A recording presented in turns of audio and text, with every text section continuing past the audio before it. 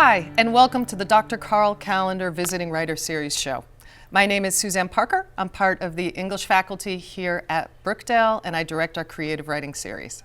Today on the show, I am thrilled to be speaking with debut novelist Lior Torenberg, whose first book, Just Watch Me, has come out recently from Simon & Schuster, I believe? Mm-hmm. Yes. So welcome, Lior. Thank you so much, Suzanne. Thanks for being here. So when we were talking beforehand, I was saying I sped through your novel. Yeah. It is a wonderful, fun, fast read. Could you tell people a little bit about what the book is about? Yeah, absolutely. So we're meeting Dell Danvers, who is on this spiral to rock bottom. When we meet her, she has just been fired from her dead-end minimum wage job, and her rent payment's coming up, but she can't afford it. And perhaps most importantly, she can't afford medical bills, medical care for her sister, who is in the hospital in a coma. And in this fit of spontaneity and recklessness, she decides to start a 24-hour live stream to raise money to pay for her sister's medical bills. And she's doing increasingly dangerous and spicy dares online, and I genuinely mean spicy. She's eating hotter and hotter peppers on camera. But as the stakes of her online life start to get out of control, she has to actually finally reckon with what her real life has been ignoring. Yeah, there is the theme of fire. Yes. It's figuratively and literally and consumed throughout the book. So, of course I have to ask, are you an aficionado of the hot pepper, apparently subculture and world? Absolutely, yeah. Actually, this past weekend, yesterday, I was at the New York City Hot Sauce Expo, which is where part of the book takes place. It's an event that takes place every year where they do the world record competition of who can eat the hottest pepper on earth. So that's real? That is absolutely real. And actually, when I wrote this during the pandemic, they had canceled the event, and I really missed it. So writing about the hot pepper scene and writing about that specific event, the Hot Pepper Expo, was a way for me to live in the world when I couldn't, when the world was closed.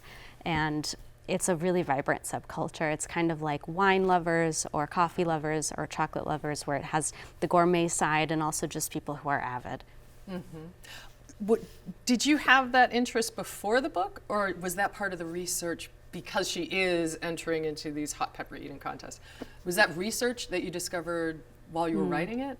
I've always loved hot sauce and hot peppers and hot food. I entered some amateur competitions growing up, nothing too crazy, nothing like Dell, nothing like that, more like, you know, maybe habaneros at a county fair or something, nothing like world record level. The peppers that Dell is eating, we're talking about pepper spray level potency, where you're in the audience and your eyes start to water at the competition just from the vapors. So no, nothing close to that, but I've always loved hot peppers, and I think shows like Hot Ones on YouTube, if you've watched it, where celebrities do that, they eat hotter and hotter peppers, have really shown that audiences love to watch people suffer. It's just part of the internet. It's what the algorithm rewards. And I knew I wanted Dell to be doing something on camera that would get her attention. And I knew I didn't want her to be a cam girl either, because there's so many ways that the internet is both implicitly and explicitly sexualizing her regardless of what she's doing. So having her eat hot peppers was a revelation for me, and because I do love hot peppers, and I got to give her that experience. which you knew. So what was the inspiration for the book then? Did it begin with the story? Did it begin with the character of Dell, or something else? It began with, again, the pandemic. So I was living with, was 4 of us in a 2-bedroom, very cramped all over each other, very claustrophobic, and one of my roommates always was watching Twitch. And she was always watching a category of Twitch called Just Chatting. And Twitch is a live streaming? Yes, Twitch is probably the world's biggest live streaming format. So it's like YouTube, but in real time. Everything's live. So my roommate always had a Twitch stream on. And a lot of Twitch is people playing video games, but some parts of Twitch, a small percentage, are just people going about their day. And that struck me as very lonely, but also interesting, because here we were all going about our day together, but she wanted to watch someone else do it and feel that communion with them. So I was really fascinated by live streaming in general, by the ways it can connect people, but also the isolation of it, what kinds of community are available. And I'm not a naturally online person, so this was very much a case of write towards what you don't know, not write what you know. But I knew that Dell would be live streaming, and I had to think about, why would someone live stream? Why would someone film 24 hours of their day? And for me, the realization was someone who doesn't want to be alone with their thoughts for even 1 second. Gotcha. Dell is such a vivid, complicated, human, flawed, you just kind of want to shake her character. And Mademoiselle Dell, which is her persona in the live stream as well. How did you get into her voice? How did I get into her voice? It's really, really different from my voice. And there is a difference, like you said, between Dell, the person, and Mademoiselle Dell, the persona. And putting on that persona myself was really cathartic. Really? Yeah, cooped up in my apartment. I'm a very controlled person, always trying to do the right thing. So to try to write towards a voice that was so messy, not caring what anyone thinks, bumping into things, bumping into the world constantly, and honestly being a bit of a nightmare was wonderful. It was basically a 300-page tantrum. So getting into her voice was really enjoyable, and once I had those first few pages of live stream and I understood how she was going to engage with people, I just kept that going and maybe saw it to its inevitable conclusion. As a writer, what did it offer you to be able to have two versions? I thought that was really neat because in the book, we read the live stream, and so we see what she's saying in the live stream, but then we also have, because it's in first person, the private, even though she's streaming 24/7, Dell. So having the opportunity to have both versions of her in the book, was it always that way? And I wonder what it offered you. Yeah, it was always that way. And I will also add that the reader, is a viewer too. Dell, we are a viewer of her life just as the viewers are a viewer of her life. So she's always performing. There is a difference between Dell the person and Dell the persona, Mademoiselle Dell, but it gets thinner and thinner as the book goes on, and she's isolating the people in her life who actually care about her, like her mom and her neighbor and some of her friends, because she favors this world she's created where everyone knows her only exactly on her own terms. And she wants to stay in that world at all costs. But that line starts to fracture and she can't do it anymore. So the real Dell does have to show up at the end. She does have to reckon with things. So that was quite an interesting balance to create those cracks and to kind of show where Dell is peeking through and where Mademoiselle Dell is taking over and shoving her back in. And it was really fun. It was a nice challenge. When you were writing, were you then watching a lot of, Twitch. Did you start watching a lot of streams then to get the sense of it? I did. Yeah, believe it or not, I watched them mostly for the chats. Yeah. Because a lot of the book takes place over stream chat, where all the viewers in her chat are interacting with, echoing, mirroring, emphasizing what she's doing, or maybe even talking about entirely unrelated things. And there's a rhythm to online chat that is illogical and logical at the same time. It has its own cadence, and I really wanted to get that right so it felt authentically like a stream chat, because it's nothing like dialogue. It's just not. People are just speaking at speaking perpendicular to each other the whole time. And I also wanted to make sure that all the people in her stream chat weren't fully flat. Even though they're not characters out in the world, even though some of them later are, I wanted them to have some dimension. So I did a few whole drafts of just pulling out each stream chat person, each user, and only looking at their dialogue and making sure they had their own way of emoting and their own backstory and their own way of maybe capitalizing or the slang they use, where they're from. So there is consistency throughout, and there's about 30 people that constantly recur. It's a lot. Yeah. I wondered how you kept, what was it, Chicken Leggy? Is it Chicken Leggy? Is Chicken Leggy Vancouver? Who's Vancouver? Are you testing me on my No, I'm trying to remember. I think Chicken Leggy's from Vancouver, yeah.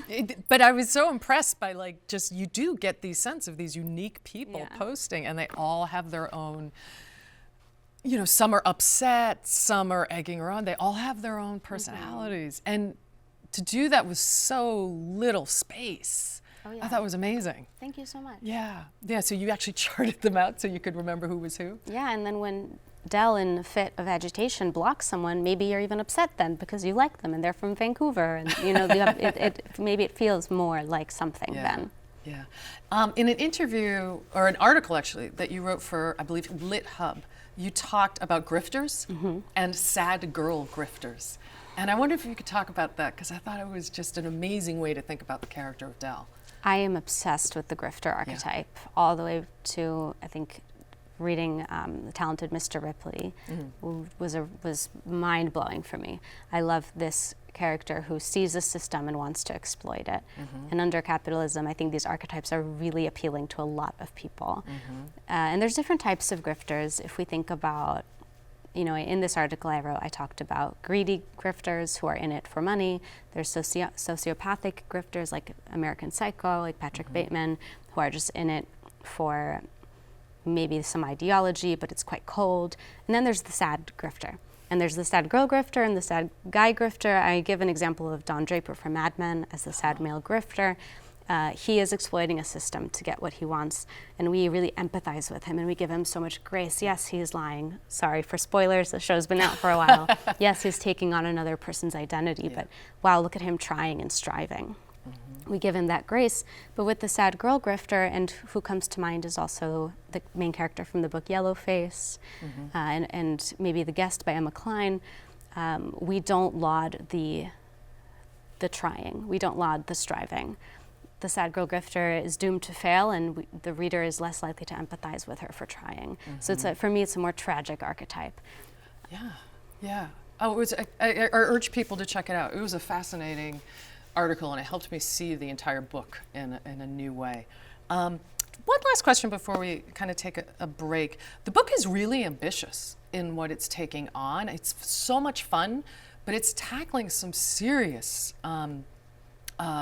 problems today, one of which is debt, medicalized debt, debt based on education. She's an NYU dropout. Did you know you wanted to kind of incorporate that from the beginning into the book? I think it's really, really hard to live in New York City, period. I think it's really hard. I think of all the places to be broke, it's the most punishing, or one of the more punishing ones. It feels like you can't really engage in real life unless you're spending constant money. At the time I wrote this, I was in six-figure student debt. So it would have been hard to write Del's perspective without it.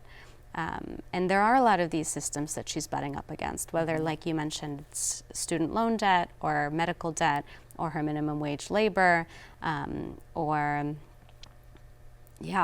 just New York City and the violence of it and the casual violence of it.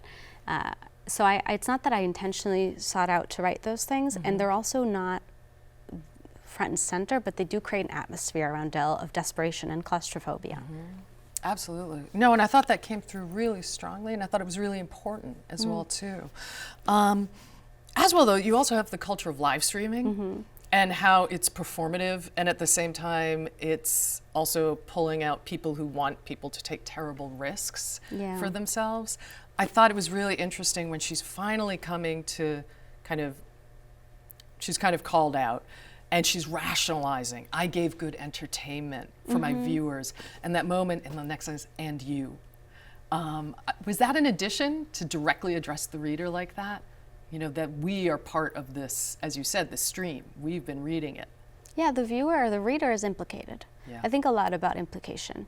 I think that this pretense or this saying, I'm going to live stream money to pay for my sister's medical bills, the viewer doesn't know that, or also what the viewer is donating to. In this case, she wants to get one more week of life support for her sister. What will happen after that 1 week? Ultimately, they're showing up to be entertained. And she gets this inspiration because she sees I think it was a 28-day live stream of someone raising money to rebuild their home in a hurricane zone. And it was a record-breaking live stream. This was actually a real live stream. But what's to say there's not going to be a hurricane next year? So yes, people will tune in and they'll feel good, but they are tuning in for a show. And they are getting a show. So what really is the exchange? And I think Del grapples with that too. Yes, she's rationalizing, but these people that were egging her on to do increasingly dangerous things, are they really worried about someone else's well-being? I don't know. No, it raises such interesting questions. Absolutely. Well, we're going to take a short break, okay, and come back soon. And I'm talking with Lior Torenberg, author of Just Watch Me. Unlock your future at Brookdale, New Jersey's #1 community college, with access to 70 programs, competitive esports, and seamless transfer pathways to top universities. Embark on a journey where affordability meets quality. Visit brookdalecc.edu today. Hi, and welcome back to the Dr. Carl Callender Visiting Writer Series show. My name is Suzanne Parker, and I am talking today with the wonderful debut novelist Lior Torenberg, whose book, Just Watch Me, came out recently. was it last year, this year? January. January. Oh, it's a baby. We just came. So before the break, we were kind of talking about some of the themes in the book. And we were talking about, in essence, streaming culture. And I know you said you were not really part of that prior. Now that the book is out, are you participating in that kind of stuff more as a way to promote? I'm not necessarily participating in live streaming. I've thought about it. I think it could be interesting, but I think that live streaming has only gotten more and more popular. The Netflix documentary, The Manosphere, came out, talks a lot about live streaming with Louis Theroux. And so there's a lot to be explored there. I think as AI proliferates, and AI wasn't really being used the way it is now when I wrote this, and Instagram profiles and TikTok videos get more and more airbrushed, people are going to be craving that authenticity of a live stream where you know everything's happening in the moment and there's not a ton of editing. So I think those channels are just going to get more and more popular. So lucky for me, when I wrote it 5 years ago, I couldn't have known that was going to grow. Have you gotten some? You should get somebody, a famous live stream person, to read it out loud in their stream or talk about it on air. Oh, that would be fun. And eat hot peppers while they read it. Yes. Yeah. Yes. So Del has this wonderful friend, Lee, who's the next door neighbor, who actually seems to have the bathroom, because Del is living in what's basically a large walk-in closet, I think, in true New York City fashion, some illegal apartment. And I loved the character of Lee, and I wonder if you relate more to Lee than you do to Del. Of course I do. I hope so, right? I mean, Lee is more normal, more put together. They have a job, they make money, they have nice things that Del likes to steal, like nice bathroom products and organic gourmet groceries. I relate more to Lee, but I think Lee also has a soft spot for misfit toys, and I don't have that, luckily. I think she is intrigued by Del and puts up with way more than I could put up with. But you're absolutely right. Del's apartment is highly illegal, and she realizes early on living in it that it is the walk-in closet carved from her neighbor's apartment, from Lee's apartment. So she storms into Lee's apartment and says, "You have my bathroom," and that's the start of their friendship.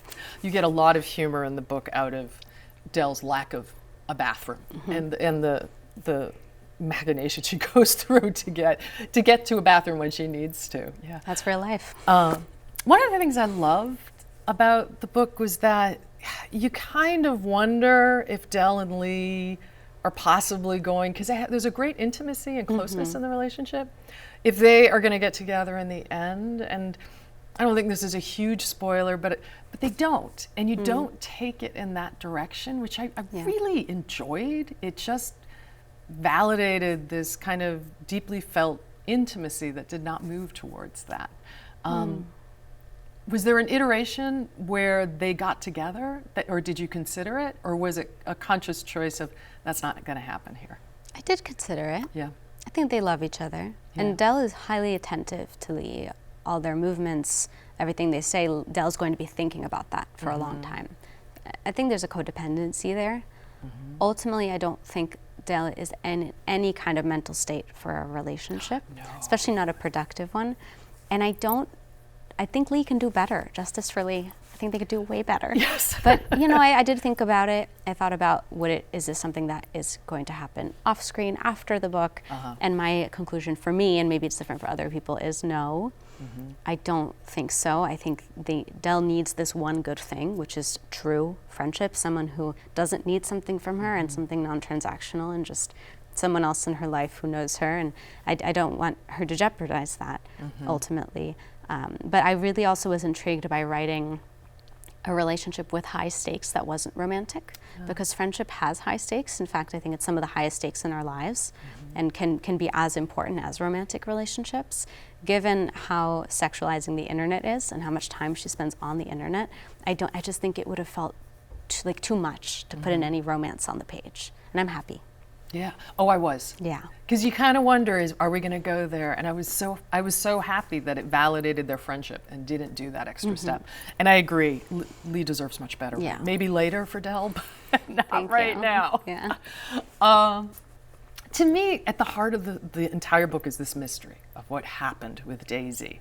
And we are learning the details of this a little bit ahead of Dell's viewers. And without wanting to give too much away, Yeah. I did, I mean, it's such a book about grief and pain. Were you aware from the beginning of what the circumstances around Daisy's coma would be? I was aware.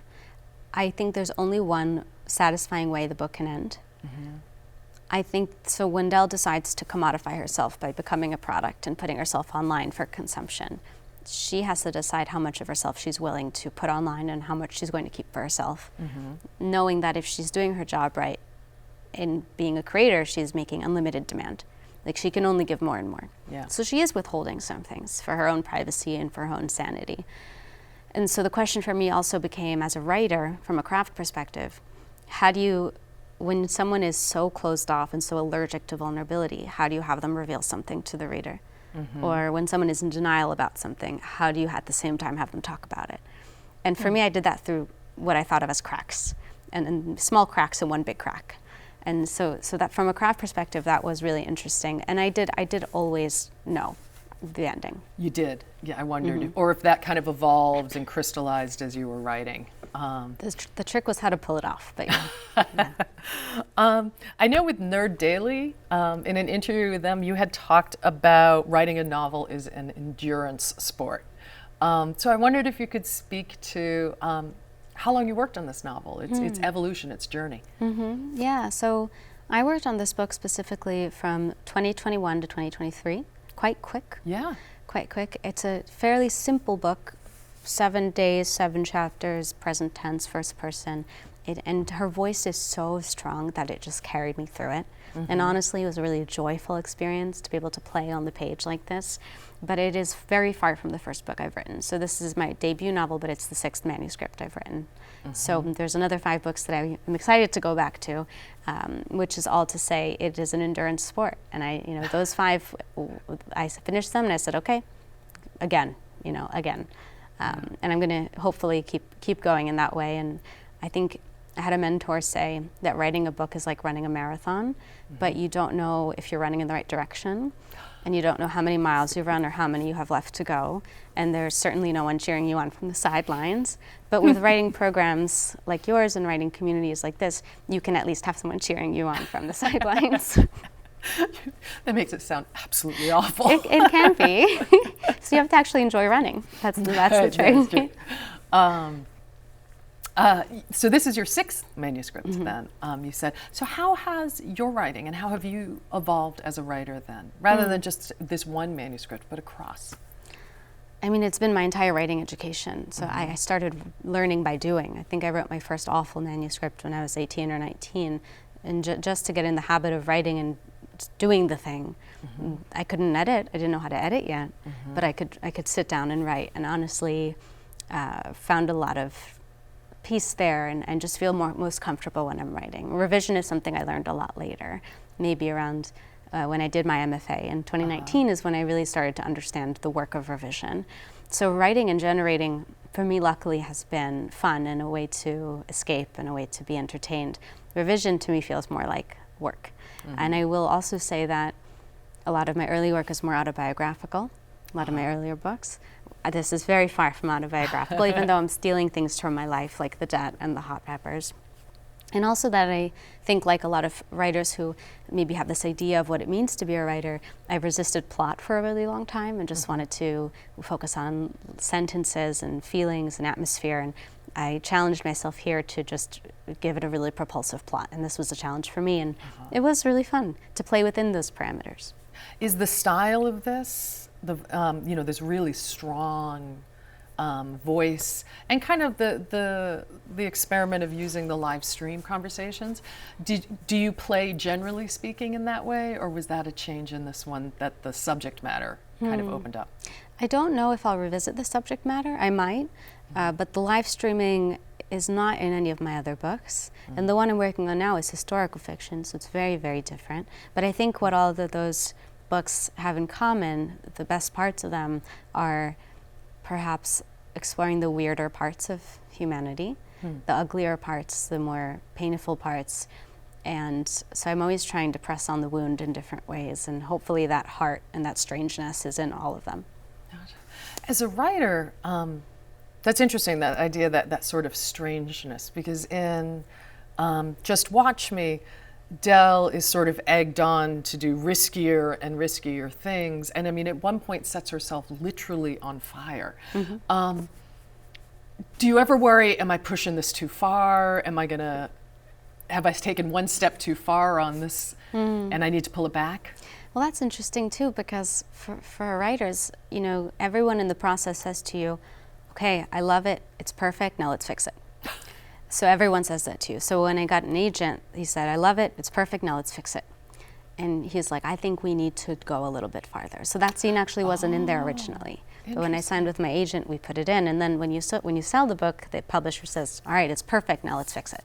And things changed from there too. But so that scene of her lighting herself on fire, I really scandalized myself a little. It's like, are we really going to go there? And I think, feeling reactions in yourself, whether you're making yourself laugh, whether you're moved to tears, or whether you're a little scandalized as you're writing, that's a good guarantee that the reader's going to feel the same way.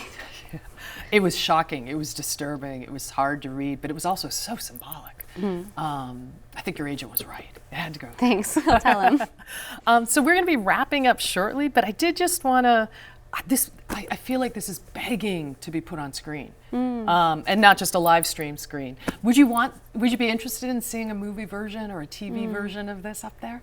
I would love that. I'm a little bit obsessed with TV and movies. It's a huge hobby of mine. And yeah, I have my own headcasts and I've had conversations and hopefully it happens. And in the meantime, I'm going to be watching Margot's Got Money Troubles, which also has a similarly online character. Yeah, absolutely. And getting some inspiration, but yeah, it would be a dream. Who would you cast as Dell then, if you've already cast it in your head? Someone loud and unembarrassed, unable to be embarrassed, like Rachel Sennett, who's in Bodies, Bodies, Bodies, and I Love LA, or Kat Sadler, who's a British actor who made a show called Such Brave Girls. Like people who almost seem to resist humiliation. They can kind of do anything. Yeah. So you must have been thrilled. In some of the reviews I saw, it was compared to Fleabag. Yeah. Did that make you happy? Yeah, that's an imposter syndrome comp for real. To have that on my book is really humbling. And so when people say it lives up to it, it means everything to me. Because Fleabag is such a study also in denial and how denial peeks through and how to do that formally, but also to see that ugly side of people and care for them anyway. Absolutely. Yeah. Well, it is an absolutely wonderful book, and thank you so much for talking with us today. And I look forward to the next one, the historical fiction. Thank you, Suzanne. Such a swing. Thank you. We have been talking with Lior Torenberg, the author of Just Watch Me, which I urge you. It's a wonderful read, be a great summer read. And if you'd like to know more about Brookdale's creative writing program, please check us out online. We offer classes in fiction, poetry, and intro to creative writing. They can be taken as standalone classes. They can be taken as part of our program of study. Just check us out online to find out more about what we have to offer. And thanks for watching.